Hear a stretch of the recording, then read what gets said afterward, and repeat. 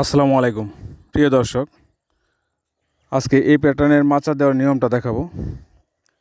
আপনারা যে কোনো সবজিতে, বিশেষ করে টমেটো গাছে এই প্যাটার্নের মাচা দেওয়া খুবই জরুরি। কারণ এই প্যাটার্নের মাচা দিলে সবজি অনেক বেশি ধরে এবং পাশাপাশি ফলগুলো মাটিতে পড়ে বা মাটিতে লেগে সাদা বা ফ্যাকাশে হয়ে যায় না বা পচন রোধ হয়।